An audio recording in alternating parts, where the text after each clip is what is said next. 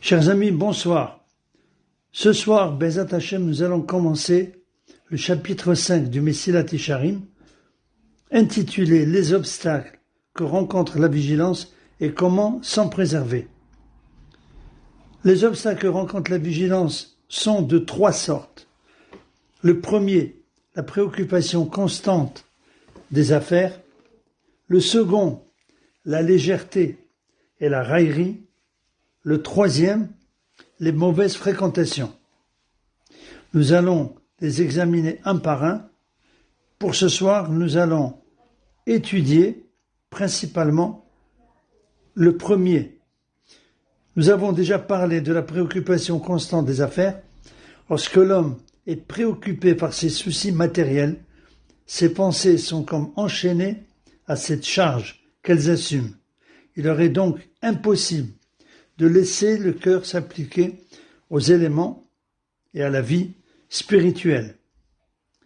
C'est en voyant cela que nos sages ont dit « Diminue ta préoccupation des affaires et consacre-toi à la Torah ». Ceci se trouve dans le Pirkei Avot.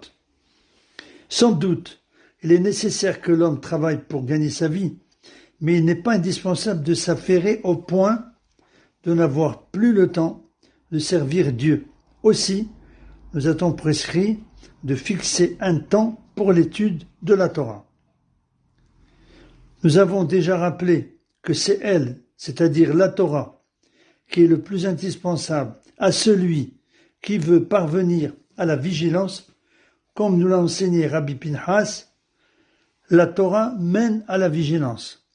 Sans elle, nous ne saurions y parvenir, car l'ignorant ne peut être en même temps fervent. Ayant créé l'instinct du mal, le Yetzer Hara, Dieu créa la Torah comme antidote. Le Talmud Kiddushin nous enseigne « J'ai créé l'instinct du mal, dit le Créateur, mais pour guérir de son poison, j'ai créé la Torah. » Il est donc évident que si le Créateur n'a prévu pour cette maladie qu'un seul remède, l'homme ne saurait être guéri que par celui-là, et non par un autre. Et celui qui penserait se sauver d'une autre façon se trompe. Mais il pourra reconnaître son erreur que lorsqu'il mourra dans l'impénitence totale et finale, car l'instinct du mal est extrêmement fort en homme. À son insu, il grandit peu à peu en lui, il prend le dessus et devient son maître. L'homme aura beau imaginer tous les stratagèmes, s'il ne prend pas le remède spécialement créé par Dieu, c'est-à-dire la Torah, il ne reconnaîtra et ne ressentira l'étendue de son mal jusqu'au jour où, mourant dans l'impénitence, il aura perdu son âme, qu'à Dieu ne plaise. À quoi cela ressemble-t-il? À un malade qui, après avoir consulté de nombreux médecins qui ont diagnostiqué sa maladie, lui ont prescrit un remède.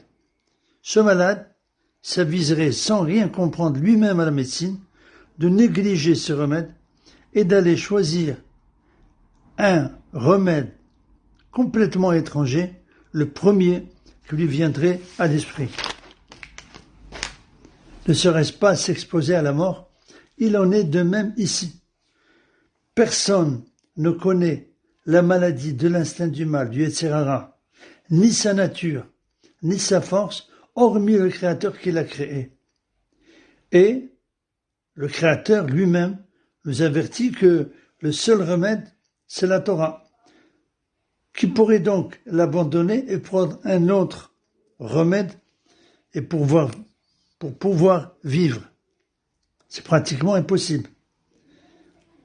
D'autant plus que les forces obscures de la matière s'empareront fatalement de lui, degré par degré, et ne s'en apercevra que lorsqu'il se trouvera enfoncé dans le mal et si éloigné de la vérité qu'il ne pensera même plus à la rechercher.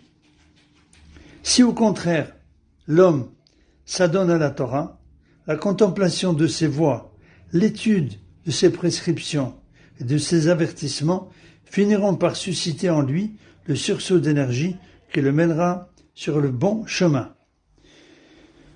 Dieu dit selon nos sages, si seulement en m'abandonnant, ils avaient observé ma Torah, la lumière qui est en elle les aurait ramenés vers le bien. Cela se trouve dans le Talmud de Jérusalem. Il faut donc, comme pour la Torah, se fixer des heures pour faire le bilan de ces actes et réfléchir à leur amendement. Et même en dehors de ces moments, il est sage de profiter de chaque instant de loisir pour s'occuper sans négligence, ni laisser aller des affaires de son âme et des moyens de rendre plus parfait son service divin. En conclusion, ce premier obstacle, bien qu'il soit répandu, reste malgré tout facile à éviter pour celui qui veut le bien.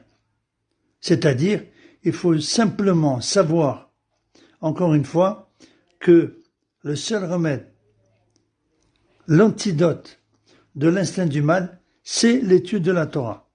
Il n'y a pas d'autre moyen d'y échapper. Donc, c'est Dieu qui a créé le monde, c'est Dieu qui a créé l'homme, et c'est Dieu aussi qui a créé l'instinct du mal pour éprouver l'homme.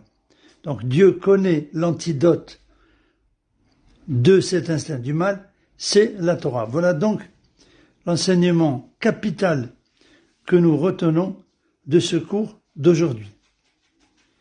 Comme à notre habitude, prions tous ensemble pour la fin de la pandémie, pour la guérison de tous les malades et pour l'avènement très prochain du Mashiach de nos jours, très bientôt. Amen. Ken Yeh Ratzon. Merci de votre écoute. Bonne soirée. À bientôt. Be'ezrat Hashem.